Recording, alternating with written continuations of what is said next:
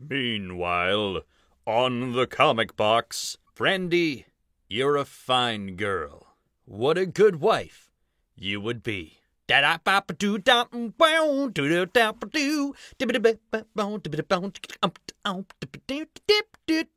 Comics. Hey everyone, welcome to episode 47. We're getting up there. 47 of the Comic Box, part of the Geek to Geek podcast network. I am Rob, your friendly neighborhood comic geek, and I am coming to you today with my personal thoughts on Guardians of the Galaxy Volume 2. So I don't know if we can call this part 1 of our review, if we'll get Liam's thoughts later, but I went and saw it last night. Today is also Free Comic Book Day, so I want to get that out of the way first.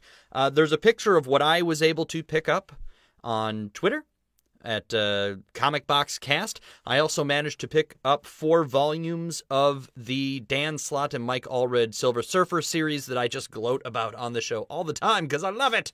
I was able to get those cheap because there was a 10% off sale at my local comic shop. So that was very cool. And then I tweeted him, and Mike Allred tweeted back because he's a fun guy. So that's always nice. That's one of the really nice things about Twitter and the comic book community is most of your creators are on there, and most of them will actually get back to you. And that's a lot of fun. So I hope you guys went out and managed to get your free comic books. If not, make sure to go hit up your local shop. They still might have some left. There are some that are more for adults. There's things like a Secret Empire one to tell you what's going on in Marvel Comics right now. There's the DC Kids or DC Superhero Girls or whatever it is, one that's sort of tied into the toy line and stuff aimed at girls. We will not get into the politics of that, but the point is there's stuff there for kids as well. So if you have a little one and you'd like to get them into reading comics, make sure to go and take advantage of that because that would be fun. Now, let's get into the reason we're here, shall we? No mucking a buck. Mucking about. I'm excited for this, can you tell? Let's start Guardians of the Galaxy Volume 2. First, my non-spoilery review. It was good. I liked it. There were things that made me chuckle. It is notoriously difficult to get me to laugh out loud at anything, especially in a TV show or a movie. And this one had me not, laughing, but it certainly had me chuckling, and to everyone else, that means there's some really good stuff in this movie. I'm sure we'll find out that Liam was laughing his face off for most of this. So it was good. There's some really good character movement, and everybody gets a great character arc. Personally, I don't think it was as good as the first one. I think the first one was much more, what's a good way of putting this? It was much more focused. You had your beginning, your middle, and the end, and everyone sort of revolved around it. It was a little, even though it was very much a character piece, it felt much more sort of plot-driven, where this is very much a character-focused film. But it's very good. It's definitely worth your money. I did not see it in 3D. I heard that it's actually pretty good. There was at least 1 or 2 shots that clearly looked like they were very much shot just because they'll look great in 3D. Plus, this is Marvel Cosmic we're talking about. You're out in space. So I'm sure if you can handle the 3D stuff, this is going to be a very pretty movie to see in 3D. And that is all I'm going to say. That is my spoiler-free review. Are we good? Is everybody set? Okay. If you haven't seen the movie, stop now, go and see the movie. For everybody else, gather around. For the approval of the Midnight Society, I submit my Guardians of the Galaxy Volume 2 spoiler-filled review.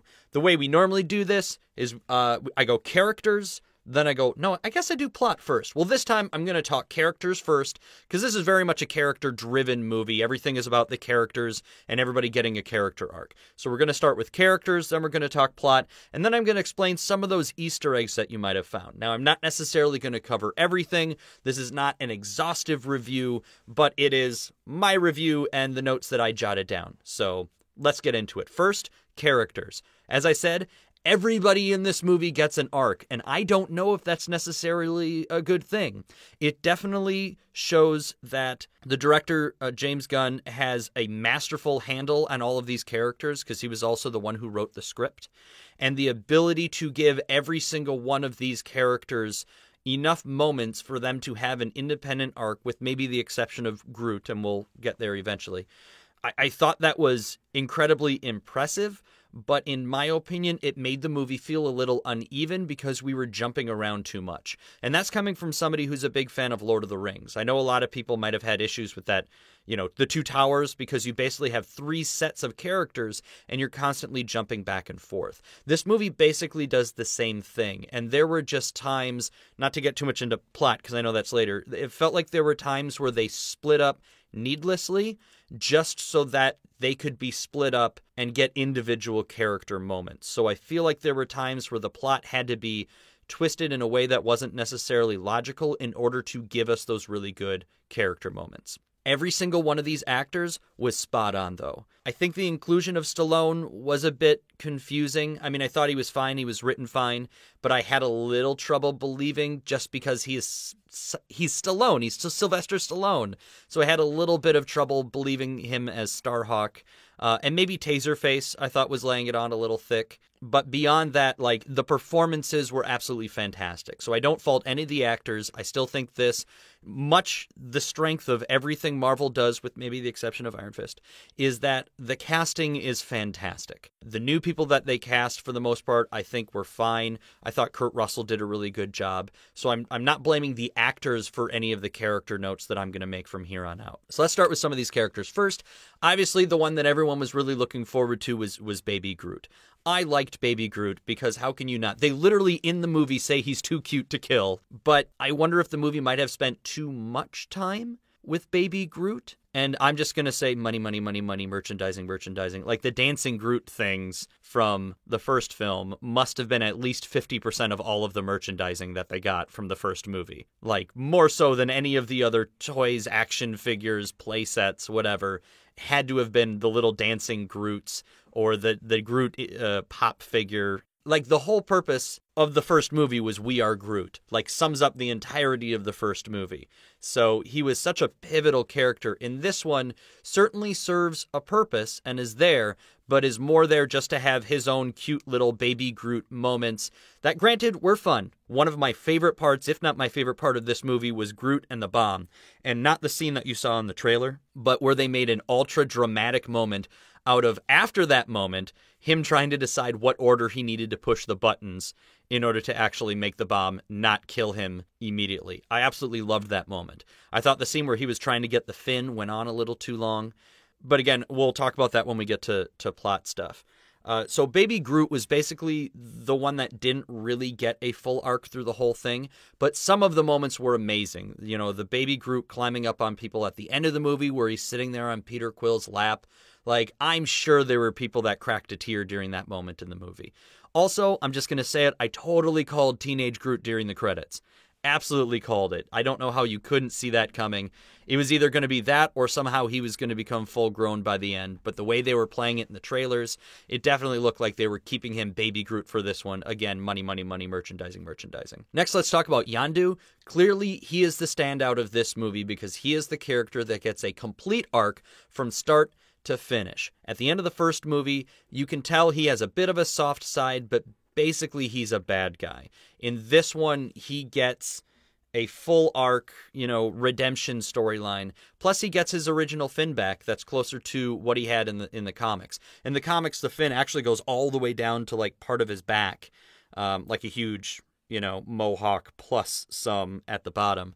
But as far as I'm aware, it didn't have anything to do with whistling at arrows. He was just an archer, a regular archer with a bow and arrow in the comic books. Also, I was a little confused with his character about how the original Finn got shot off, and I kind of thought that killed him, and then they're like, nope.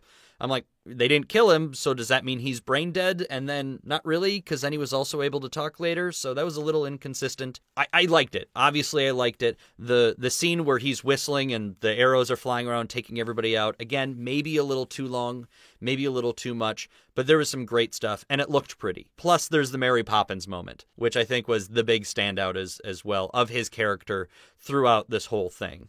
I would say even more so than the sacrifice. It felt like sort of a forced, well, we got to kill somebody, so we're going to turn this character into a character you like, and then at the end of the movie, we're going to get rid of him. Then we have what I just called Other Guy, / Yondu 2.0, the dude who gets the Finn in the end credits scene, who's sort of the other Ravager guy who allowed the mutiny to happen and then decides he doesn't like it and helps Yondu and Rocket escape. I liked his character.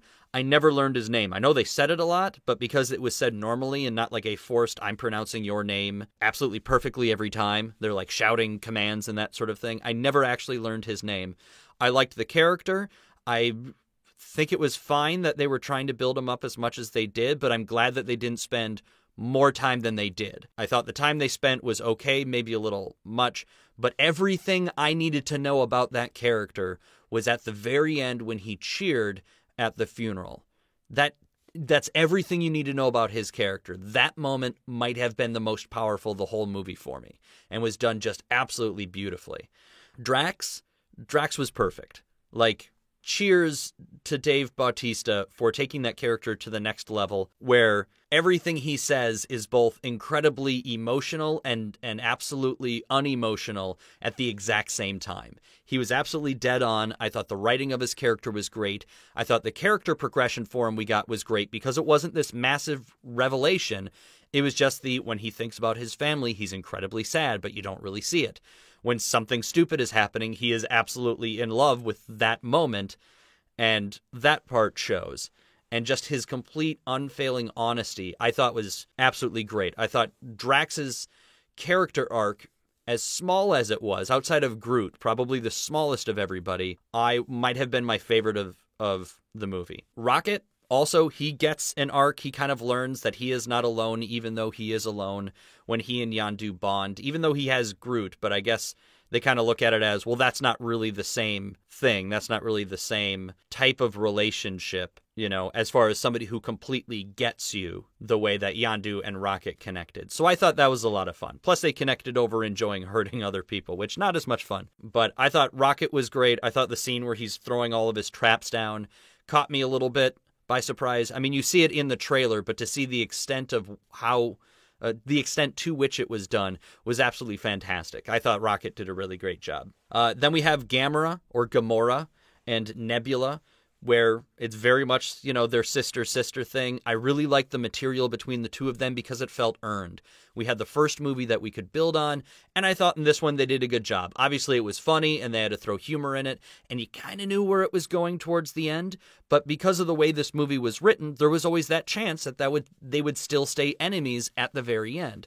And instead, we at least have, somewhat of a relationship there and kind of a repeat of the one sister saving the other sister versus the end of the first movie where Gamora goes to rescue Nebula and she cuts her own hand off in order to not have to get help from her sister who she hates. Some of that felt a little too CW, of the you were always better than me and dad liked you better, but I liked how basic that was. The heart of what their relationship was just this basic jealousy. So I thought that was great. And then we have our new characters. So we had Ego, the Living Planet / 80s superstar.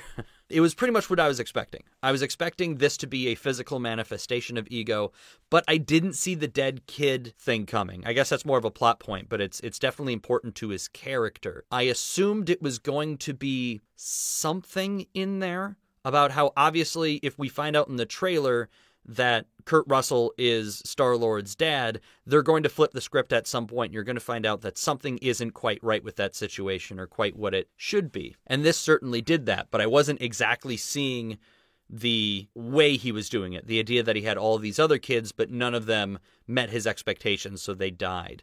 And that was such a dark turn, which I guess was fine if they had made him more sympathetic. I understood the idea of spreading himself across the universe.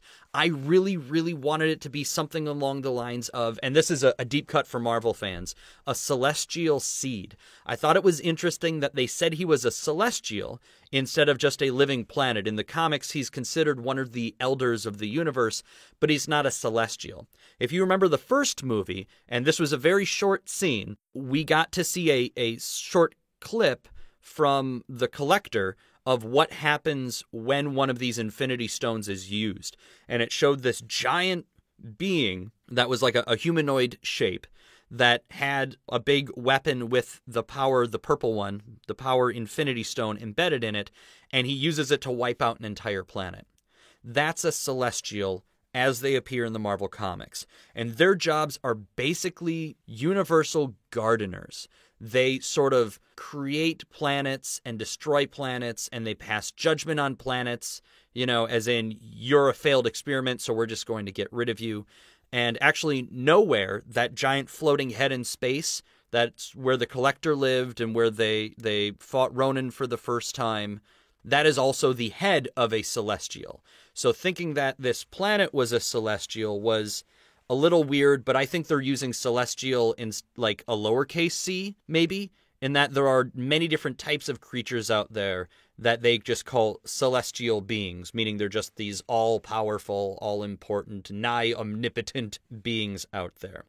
So what I was hoping for was to make his story a little more sympathetic, where it could have been like, those little plants he's putting down are to make more like him because the celestial race was failing and fading out.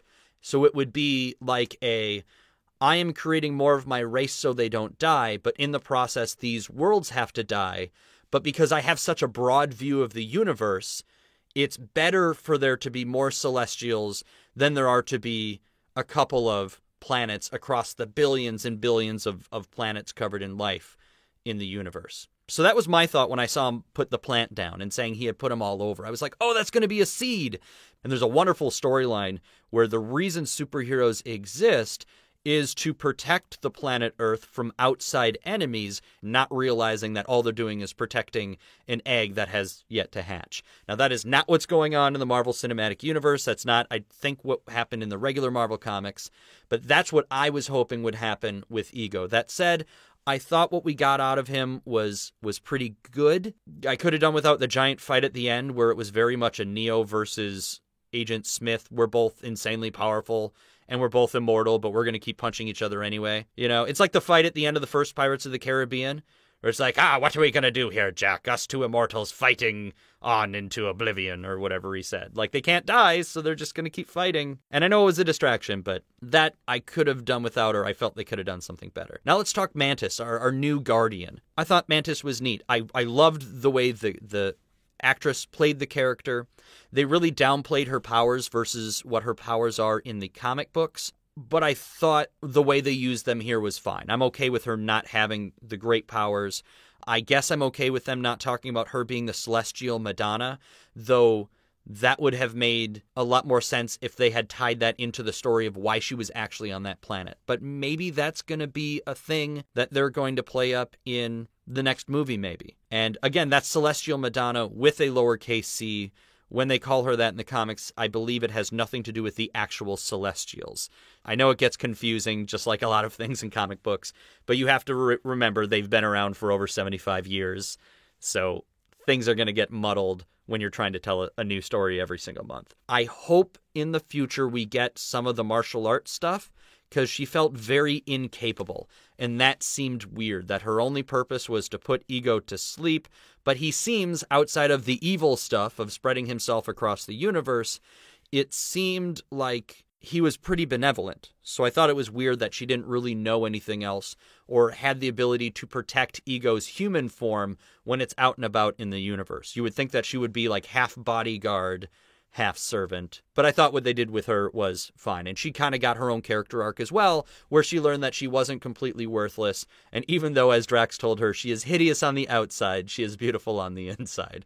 And I did like those moments. As far as the other characters that we got, like Stallone's character, which was the big thing that we were holding off, is a character named Stakar Ogard, who is better known as Starhawk in the comics.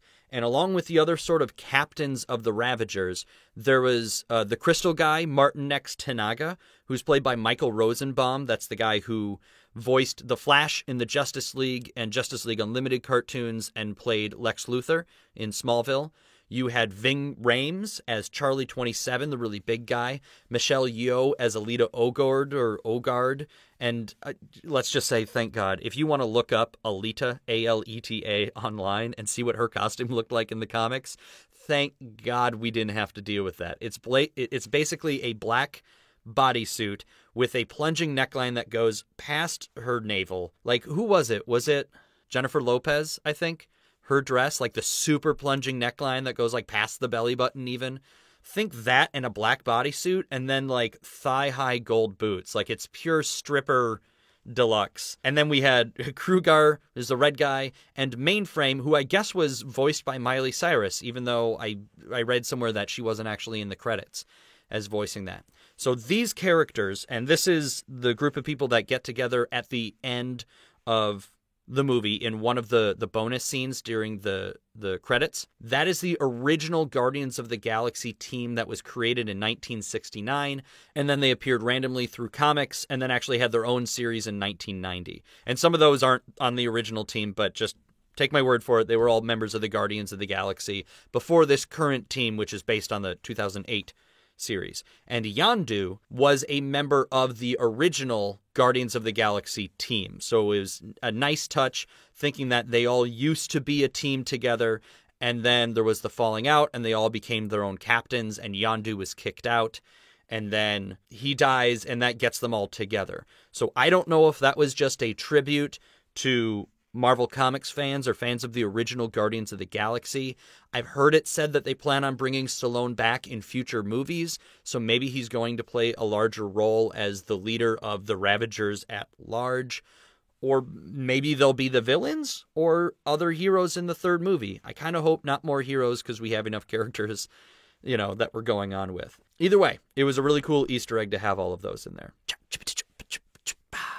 Now let's start talking plot in this movie. There's a lot to decode here, but at their base, the Guardians of the Galaxy movies have been about one thing, and that is family. The first film is about a guy who loses his family, goes off into space, doesn't really consider the Ravagers his family, and ends up finding a new one with the rest of the Guardians. In this one, Star-Lord, or as we can call him, Handsome McRockabs, loses two dads in this movie, and then realizes he had this other family all along, even though we kind of did that at the end of the first movie, that it's okay that he still has this other family. Though it seems like he doesn't really consider himself part of the larger Ravager family. As far as story arcs, we already said that Groot kind of had the smallest one, but everybody else kind of gets into this family thing. Groot is he's the key of the family. We are Groot. We already learned what his feelings are as far as everybody being one big family. So in this one, you have everybody kind of pairing off. You have Rocket and Yondu sort of pair off. They find solace in one another as loners. You have Gamora and Nebula doing their sister-sister thing. And then you have Drax and Mantis, who sort of find one another. It's not a relationship in any sense beyond a friendship, and I love that. I love that they very quickly throw away the idea that this is romantic just by Drax saying how absolutely disgusting he considers Mantis. And I thought that was wonderful and genuine. And that's the glory of Drax's character, is saying everything like it is. But everybody kind of pairs off, and then Star-Lord obviously has Ego, and then Yondu and the other thing of he might have been your father, but he wouldn't your daddy. And so much of his dialogue feels so, and this is Yondu I'm talking about, is so very Michael Rooker. Like, they wrote it, and then he was like, yeah, that's nice, but I think I'm going to say it the way I want to say it. And I like saying daddy. That's my Michael Rook. I thought it was okay for a little while there. Anyway, I do wonder, as far as plot, if this film would have been more cohesive and felt more streamlined like the first movie, if there was a fewer of these other side plots going on. And I know that means that we would have sacrificed some of the character development here. But basically, the whole thing is Rocket calling the Sovereigns douchebags, and I like that they took time out from the giant space battles that could have made it a plot-driven thing, that even though the big space battle is going on, we're going to pull it in close for a scene between, Rocket, Groot, and Star-Lord, as he's running back and forth looking for tape. They're doing character moments instead of the bombastic. There's the bombastic, of course, in there as well, but they're making sure that we're getting those character moments. And I did like that. It was just like the main theme running through this whole thing was the Peter Quill and Ego relationship. And of all of them, I kind of found that one to be the weakest.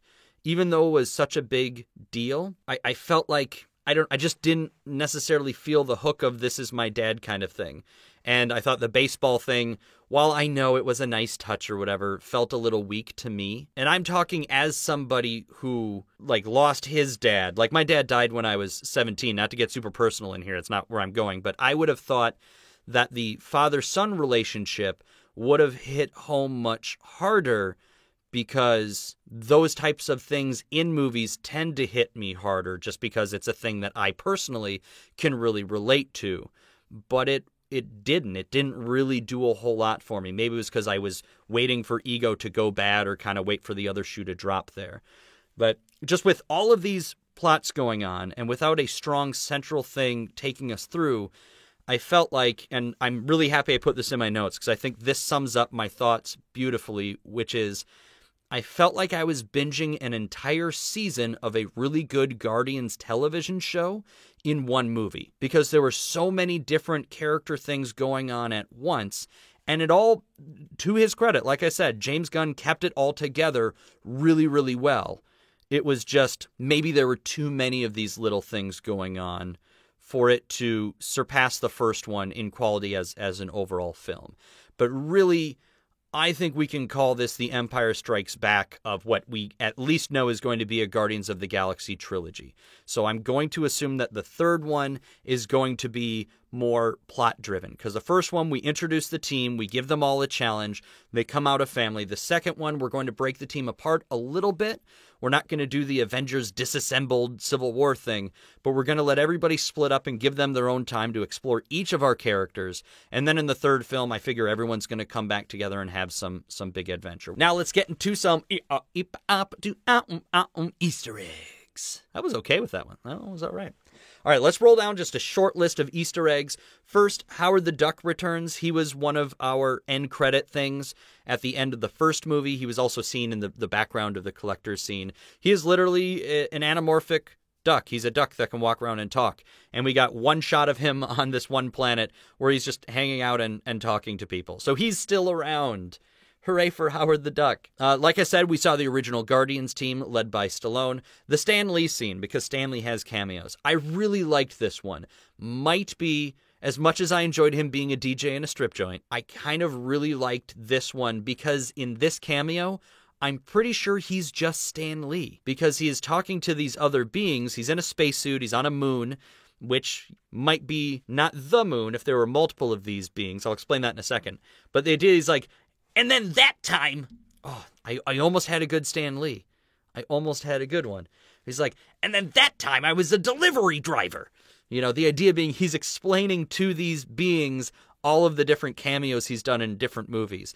And if that becomes his last, which we know it isn't because he filmed a bunch of cameos at the same time, if that's his last cameo, it would have been perfect. It was the out of gas episode of Firefly for Stan Lee. Everything else that comes after this is going to be neat and all, but I felt like that was perfect because the characters he was talking to are known as Watchers, who I believe he created. And the character of the Watcher lives on the dark side of the moon and is one of many beings spread across the multiverse whose job it is to catalog everything and just keep a record. They're never supposed to interfere, which of course what Uatu, our local Watcher, does all the time in the Fantastic Four. The idea being if a Watcher shows up, something serious is about to go down because they're there to bear witness to this massively important act. And I think it's also important to note that, if I remember correctly, the Watchers first appeared in a Fantastic Four comic, and Fox owns the rights to the Fantastic Four. So for a Fantastic Four intellectual property character to be in this movie, I don't know if that means that they had to strike a deal with Fox or not. And if they are, I'm not saying we're going to get X-Men in a future Marvel movie. I think there's just muddying the waters too much, but it at least might mean they're talking. And that's something that might even be bigger than the appearance of the Watchers themselves, is what might be behind it. In the scene where Peter's eyes go all starry and he says, I can see eternity, instead of I can see everything. Eternity is the living embodiment of the Marvel Universe. And you can Google this if you want to see what he looks like. He's basically a dude-shaped blackness, and he has like half a face that shows as like a blue mask thing. And his entire body is just filled with stars and planets, and literally the entire universe is the idea. So he's never really drawn, I don't think, the same way twice. He's just filled with different stars and planets and galaxies and that sort of thing. And he's just a big dude with a bunch of weird wispy things coming off of him and a cape, maybe? I feel like he might have a cape. I might be wrong there. It just might be the wispy things coming off of him. But that was another drop in the bucket of all the Easter eggs for Marvel fans. Speaking of the Marvel Cosmic Universe, several of the planets are from the comics that were in here. The big one being Contraxia. There's a character named Jack of Hearts who's half Contraxian, but that is a planet that is straight out of the Marvel Comics. Ego, I loved this. I love that we got to see the face on Ego the Living Planet. I wish to death that it had the goatee, but I understand how ridiculous that would have looked. But I love that we saw the face on the planet because that's what I wanted to see when they said, by the way, we have an Ego the Living Planet, which is ridiculously cool for me. Last Easter egg I have for you is the ship that Ego lands in is a giant egg. And this list of Easter eggs, by the way, I got off of IGN, and they had mentioned that it's possible that this egg-shaped ship was actually a reference to Mork and Mindy, and that Ego used it because it would make his son, Star-Lord, feel comfortable because he grew up in the 80s and likely watched Mork and Mindy. Now, with a what's next?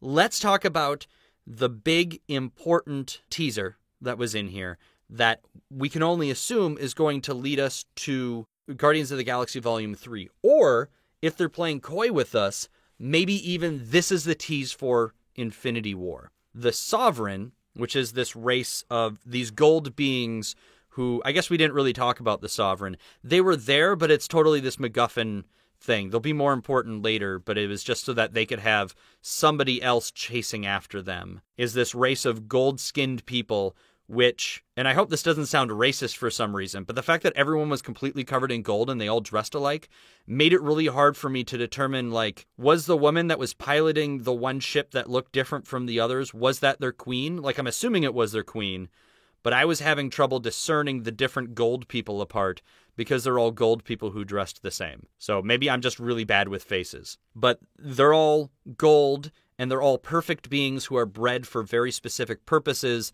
and so they're not created biologically, they're created scientifically in a lab. And at the very end, she talks about how her newest creation that she's very proud of, and we see this massive, like, cocoon-like machine, and she says, I think I'm going to name him Adam. This is a reference to Adam Warlock, who we had an Easter egg for in the last one with the cocoon hidden in the corner of the collector's collection. Adam Warlock is a gold-skinned character who is a perfect being created by a group on Earth known as the Collective. And he goes on to have his own big storyline on a place called Counter-Earth, which is another Earth exactly like ours that's on the exact opposite side of the sun, so we never see it. I know, ridiculous, just go with it. And he plays a massive role in Infinity War. He ends up kind of being the opposite side of the coin to Thanos. So I would not be surprised if somehow he shows up in Infinity War, because I think that would be great, and you would have... Think the same way we had the Vision in Age of Ultron, where it's sort of the coming of this great artificial being who becomes our big hero, but then he's so powerful we don't know really what it means for the future. That's sort of Adam Warlock's story arc in a nutshell. Or a cocoon, if we want to say the thing. And then Alita, I think, was her, or Aisha, the queen of the Sovereign, the gold-skinned queen woman, was also created by the Collective on Earth. This is, again, in the comic books only, was created by the Collective on Earth as the opposite of Adam Warlock, intended to be sort of his mate so they could create perfect offspring, but they end up going their separate ways and doing totally different things in the Marvel comics. So clearly they're not really following the comic origin here. I look forward to seeing what they do. We were wondering, are we going to get an Adam Warlock in this movie? Are we going to get the comic book version of Nova, either Sam Alexander or Richard Rider in this movie? And we didn't. All we got was Mantis as our new additions, and maybe it could be argued Nebula, who in my mind, and I'm thinking of all of the Guardians comics that I read of that original 2008 run, I don't believe she has ever been considered a hero or was ever a member of the Guardians of the Galaxy. My understanding was she was like the granddaughter of Thanos or something like that. And she also actually factors in pretty significantly into the Infinity Gauntlet storyline, which again is what Infinity War is based on. We have at least the one new Guardian, though I don't know if other Yondu 2.0 guy is now going to join the Guardians, or if he's just going to become, another Ravager captain or join another crew. I don't know if he's going to stick around or not. But he calls Star-Lord captain, so maybe that means Star-Lord is a captain of the Ravagers now. I don't know. And I don't know how these characters are going to fit into Infinity War. And that obviously is the big question coming out of this movie, is how is all of this going to fit together now? Because I'm nearly positive we're not getting a Guardians 3 before Infinity War. So some of these characters, if not all of them, are going to be appearing in that movie before we get another Guardians 3. So this is it. After this, unless they throw hints out to what the Guardians are up to in Spider-Man or Thor? I guess Thor Ragnarok is in space. So there's a chance maybe they'll have to tie in the Guardians in like a post-credit scene in Thor Ragnarok. I feel like that's really the only place that we can look right now for any other answers or hints as to what's going to be coming up in Infinity War, because the only thing I can think of is they're aware of the Infinity Stones, which we didn't get either in this movie. We thought we were going to see the final Infinity Stone here, or one of the other Infinity Stones in this movie, and it didn't happen. They went in a totally different direction. So we have to figure out where these other stones are going to come into play. Certainly not in Spider-Man, I don't think. I think they're going to keep that, I want to say street level, but I know he swings above the streets and he's fighting the Vulture. But I think beyond that, the only thing is they know of the Infinity Stones and what they can do. We know that Star-Lord, with help, can handle one Infinity Stone on his own. Oh, but he can't anymore, right? Because the light inside of Ego no longer exists. So all we have is what? They're going to just show up in the middle of the battle because they know Thanos is a bad dude? I have no idea. And that's where you guys come in. That's it for our review. I'm going to close the comic box, but I don't want this discussion to end. I want you guys to head over right now to our subreddit, which is reddit.com/r/geek2geekcast. There's going to be a thread up with this episode on it. I want you to click on that, and I want you guys to tell me what you think. What does this mean for Infinity War? What does this mean for stuff that's coming up? I have absolutely no idea, and I'm sure one of you probably has a better idea than my no idea. So please hit us up on Reddit.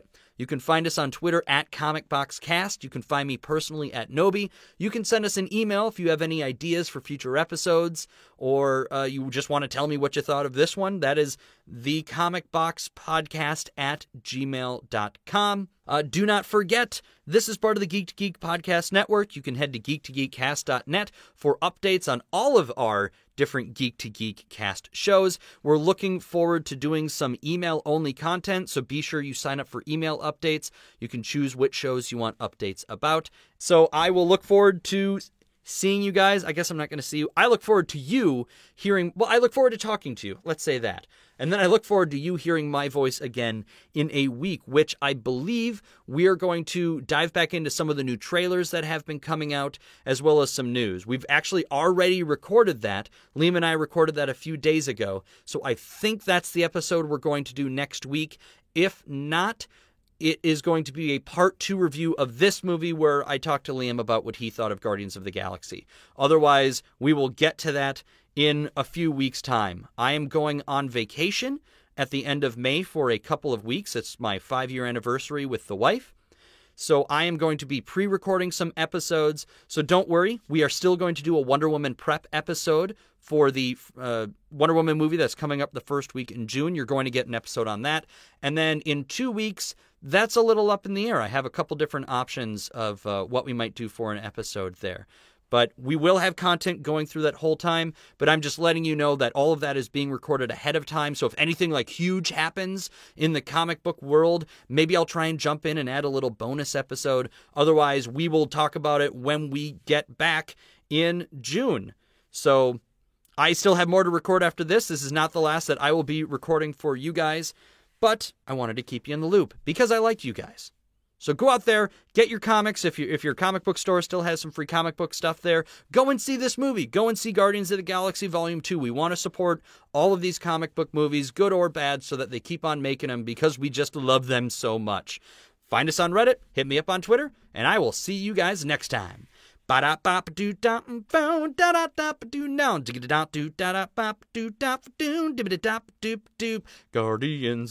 the Galaxy, the Guardian, the Galaxy from Stuff and Things, Stuff and Things. I'm Void. And I'm Beej. And together, we're the Geek to Geek podcast. Well, we make it. It is kind of us, but I guess it's separate. Every week, we pick a topic from geek or digital culture and chat about it for a while. And you're invited. We talk about books and movies, games, comics, the internet. Or really whatever we feel like. Yeah, that too. So look for the Geek to Geek podcast on iTunes. Or wherever your podcasts are sold, or downloaded, or whatever.